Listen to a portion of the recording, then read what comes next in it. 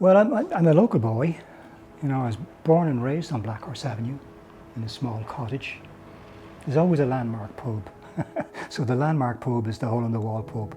The youngest of a family of 5, the baby. My biggest supporter growing up was my mum. Yeah, that's where I'm from. I'm a local boy, yeah, Blackhorse Avenue. Then, Blanchardstown, Clonsilla were all villages when I was growing up in the 50s. First of all, I went to St. John Bosco's. Then I went to Declan's. And in '68, my dad got me into the Independent, the Indo, as a newspaper boy. I was in there for about, I'd say about 18 months. And during my time in there, I discovered these things called advertising agencies. So I applied for a job in an ad agency. I knew about printing blocks, typesetting, stereos, matrix, and the fact that my dad was a stereotyper. When I went to that interview in ARCS in 1970, January 1970, I knew leaving that interview that I got the job. But I went to Rathmines College, and over a 2-year period I graduated as an art director. Spent the rest of my career in art direction, and I worked with some amazing people. I really did. I was very fortunate. Art directors, copywriters, film directors, model makers. My last position in the industry was in Dubai. I spent 2 years in Dubai as executive creative director of an agency network called Havas. They called me out to Dubai in 2011, and I ran the creative department of that agency for 2 years. But I came back in 2013, and I found two pots of acrylic paint in my youngest daughter's bedroom. Now she'd left by this, she'd married and something, and I had two, and I got a paintbrush and I dipped it into one of the pots of paint, and I drew a stroke on a piece of paper. I haven't stopped since. I started as I say, in 2013. I just began to paint. My first exhibition was in the Irish Georgian Society. Had nothing to do with turf. The guys in the Georgian Society, they put up some of my abstract work. I painted parallels at that time.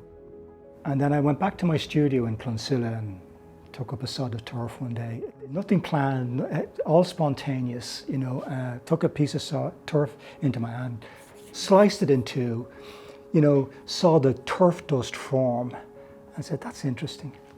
And over a 2-day period, I cut enough turf to get enough dust together to be able to do a very small piece, I still treasure that little piece there, because that was the first piece I did, and I said, I'd like to work with this. It developed into a passion, or whatever it was, the whole stories and everything that is related to our Boglands is really of great interest and a passion of mine, but I'm privileged to be working with it, I really am. And then to get the opportunity to come in and say, a 6-month residency, I have a studio. Oh my God, this is fantastic. And then they opened the room up, and I went into the room. The first thing I did was I wrote some poetry on the wall from Seamus Heaney, because he's one of my big inspirations. But that, being resident and being able to come up, and again, it's Draíocht and what Draíocht, the vision of Draíocht too, and how open they are. Nothing was ever planned. The only thing I ever started with was a horizon line, that would represent the vastness of our Boglands. When I used to drive across the Ina Valley, I'd say, oh my God, you'd see this vast area. So I wanted to capture that in that mystical brown, really, that beautiful brown. And I thought, so that's where I've started with this work. But to be very honest, everything was very spontaneous. So in these pieces, I used bog water mixed with turf dust. And I again, nothing planned, put the water on the page and let it run across the page to create really interesting shapes.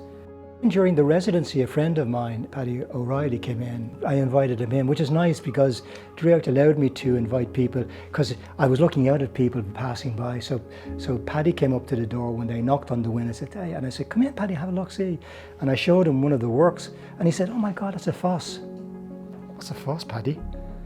Yes, I said, no, a foss is an ancient settlement, that they used to, a fortification. I said, that's fantastic, Paddy, thanks for that information. So this is Foss 1, let me see. Yeah, that's Foss 1, and this is Foss 2. Sometimes it surprises me. I'm the one who's more than surprised, you know, because it's 4 years now since I cut that slice of turf into two to see the dust form, and how it has developed since is from pieces of sculpture using the sod of turf itself with the rising figures, or some abstract pieces. The palette seems to be very wide. If you ask me, you know, why the term I can feel the tug, it's no more or no less than that. You know, that tug is ongoing. It really is ongoing with regard to where I am at the moment and where I see myself going to. It's very powerful. It's very powerful, you know, and I will, please God, to continue with it.